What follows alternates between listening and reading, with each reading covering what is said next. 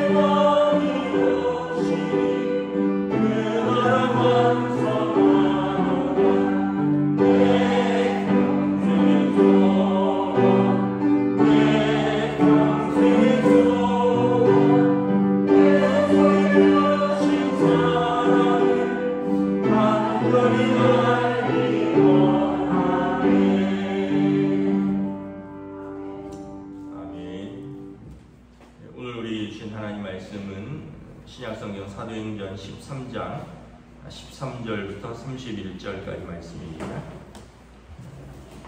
신약성경 13장 13절부터 31절까지 말씀입니다. 다 찾으신 줄 알고 저 여러분들이 한 절씩 교도하도록 하겠습니다. 바울과 및 동행하는 사람들이 바보에서 배 타고 밤빌리아에 있는 버가에 이르니 요한은 그들에게서 떠나 예루살렘으로 돌아가고 그들은 버가에서 더 나아가 베시디아 안디옥에 이르러 안식일에 회당에 들어가 앉으니라. 율법과 선지자의 글을 읽은 후에 회당장들이 사람을 보내어 물어 이르되 형제들아 만일 백성을 권할 말이 있거든 말하라 하니 바울이 일어나 선지하며 말하되 이스라엘 사람들과 하나님을 경외하는 사람들아 들으라. 이 이스라엘 백성의 하나님이 우리 조상들을 택하시고 애굽 땅에서 나그네 된 그 백성을 높여 큰 권능으로 인도하여 내사 광야에서 약 40년간 그들의 소행을 참으시고 가나안 땅 7족속을 멸하사 그 땅을 기업으로 주시기까지 약 450년간이라 그 후에 선지자 사무엘 때까지 사사를 주셨더니 그 후에 그들이 왕을 구하거늘 하나님이 베냐민 지파 사람 기스의 아들 사울을 40년간 주셨다가 패하시고 다윗을 왕으로 세우시고 증언하여 이르시되 내가 이새의 아들 다윗을 만나니 내 마음에 맞는 사람이라 내 뜻을 다 이루리라 하시더니 하나님이 약속하신 대로 이 사람의 후손에서 이스라엘을 위하여 구주를 세우셨으니 곧 예수라. 그가 오시기까지 앞서 연이 먼저 회개의 세례를 이스라엘 모든 백성에게 전파하니라. 요한이 그 달려갈 길을 마칠 때 말하되 너희가 나를 누구로 생각하느냐? 나는 그리스도가 아니라 내 위에 오시는 이가 있으니 난 그 발에 신발 끈을 풀기도 감당하지 못하리라 하였으니 형제들아 아브라함의 후손과 너희 중 하나님을 경외하는 사람들아 이 구원의 말씀을 우리에게 보내셨거늘 예루살렘에 사는 자들과 그들 관리들이 예수와 및 안식일마다 외우는 바 선지자들의 말을 알지 못함으로 예수를 정죄하여 선지자들의 말을 응하게 하였도다. 죽일 죄를 하나도 찾지 못하였으나 빌라도에게 죽여달라 하였으니 성경에 그를 가리켜 기록한 말씀을 다 응하게 한 것이라. 후에 나무에서 내려다가 무덤에 두었으나 하나님이 죽은 자 가운데서 그를 살리시니라. 함께 있습니다. 갈릴리로부터 예루살렘에 함께 올라간 사람들에게 여러 날 보이셨으니 그들이 이제 백성 앞에 그의 증인이라. 아멘. 할렐루야. 오늘 또 새날이 시작되었습니다. 우리 주님께서 은혜와 평강으로 함께해 주시기를 축복합니다. 사도행전 13장에서부터 이제 바울과 바나바 사도의 그 1차 전도 여행을 기록하고 있습니다.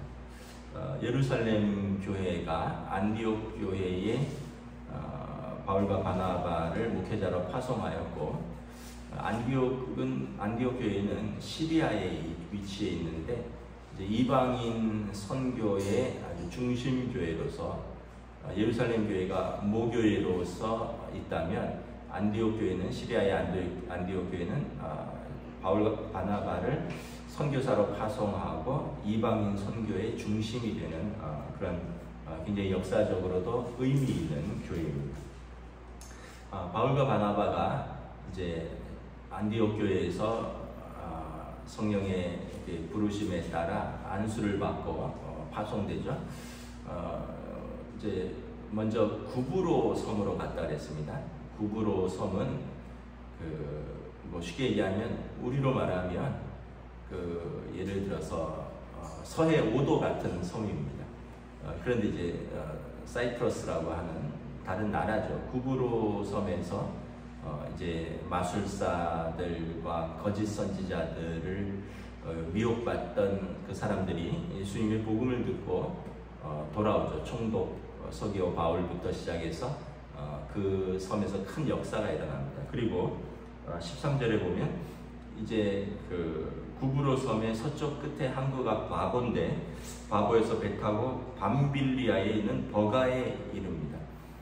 이 밤빌리아 버가는 이제 배를 타고 터키 내륙 쪽으로 올라가는 곳입니다. 다시 말하면 아까 제가 그냥 이해하기 좋게 이제 팔레스틴이 뭐 우리나라라면 이 구브로 섬은 이제 인천에 있는 서해 오도 섬이라 했죠. 뭐 예를 들어서 백령도쯤 된다면 이제 백령도에서 배를 타고 중국으로 들어가는 그런 거리입니다. 그러니까 이제 대륙을 나라를 바꿔가는 건데 무려 거리가 280km, 100길로 280km입니다. 그러니까 굉장히 힘든 거리죠. 이러면서 마가 요한은 그들에게서 떠나 예루살렘으로 돌아갑니다.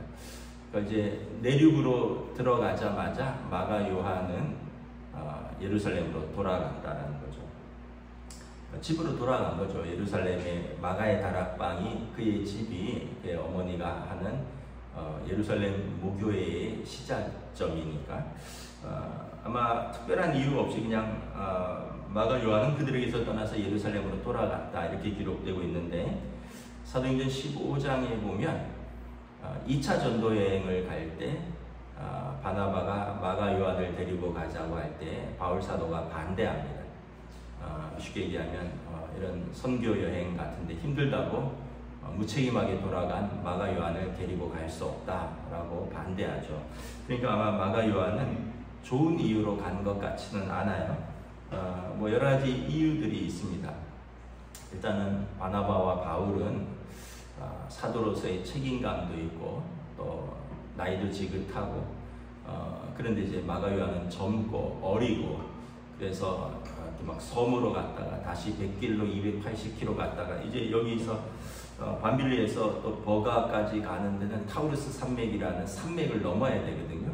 그러니까 마가가 야 이거 따라다니다가는 고생길이 그냥 훤하겠구나 하고 일찌감치 돌아갔다 이런 설도 있고, 또 하나는 마가 요한이 어머니가 과부로서 혼자 있는데 어머니가 걱정되어서 돌아갔다 뭐 이런 이야기도 있고, 또 마가 요한의 집이 여러분 다락방에서 120명이 모일 정도로 큰 집이었죠. 그래서 이 친구가 부유해서 고생을 잘 모르고 자라서 힘든 거를 못 견뎠다 뭐 이런 뭐 여러 가지 신학자들의 추측이 있는데 확실한 것은 힘들어서 돌아간 것은 분명한 것 같습니다. 뭐 여러 가지 이유가 다 종합적이겠죠. 어머니가 혼자 계시기도 하고 나이가 젊기도 하고 또 부유한 환경에서 자라서 고생을 잘 모르기도 하고, 그리고 바나바와 바울은 사도로서 사명감이 있었는데 그냥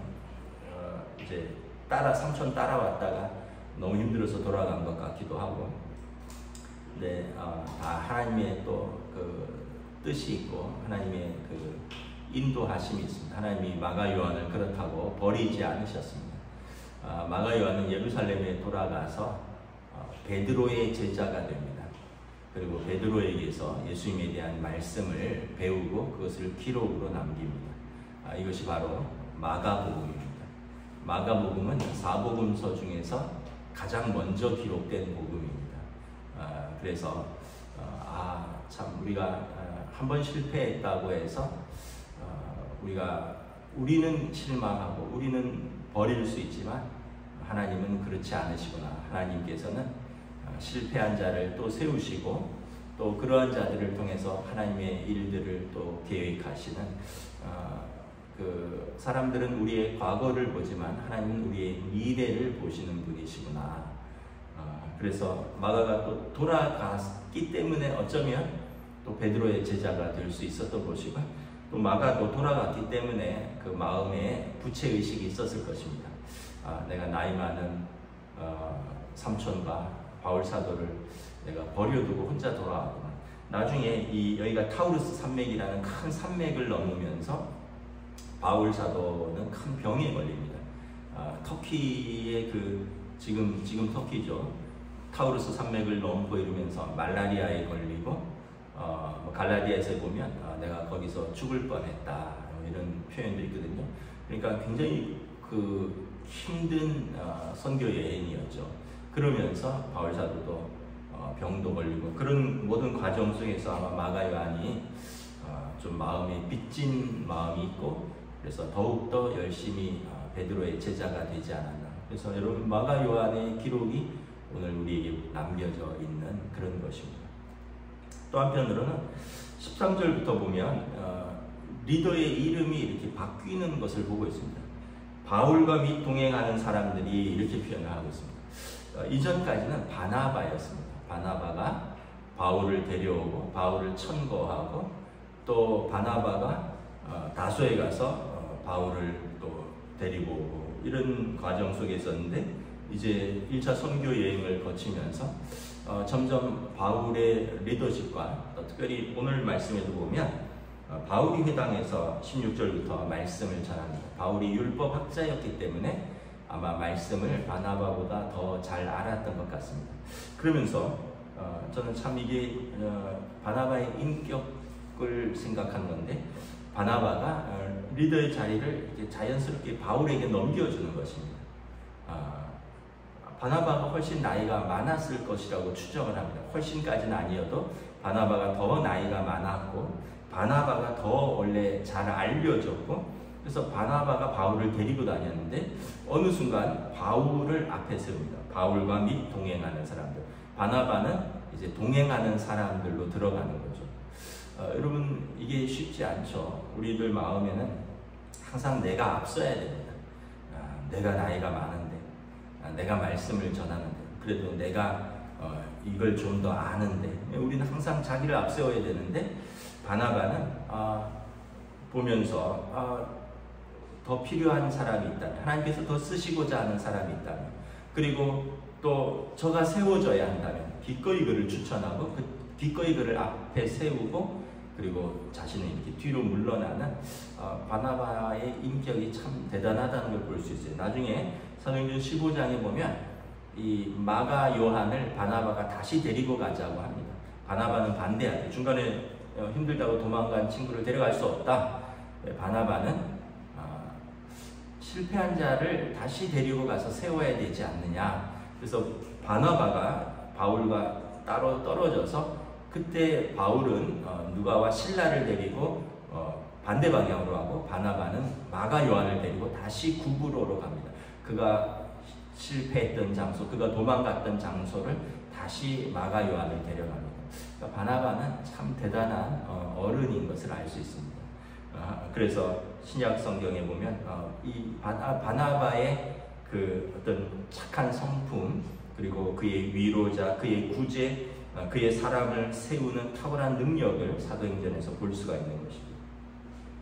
14절 보면 이제 버가에서 더 나아가 비시디아 안디옥에 이르렀습니다. 이 안디옥은 시리아의 안디옥이 아니라 터키에 있는 안디옥인데, 아까 말씀드린 대로 이제 점점 내륙으로 들어가는 거예요. 해안가에서 산맥을 넘어서 안디옥에 들어왔는데, 15절에 보면 회당에, 안식일에 회당에 들어가 앉았습니다. 회당이라는 것은 유대인들이 모여있는 공동체입니다.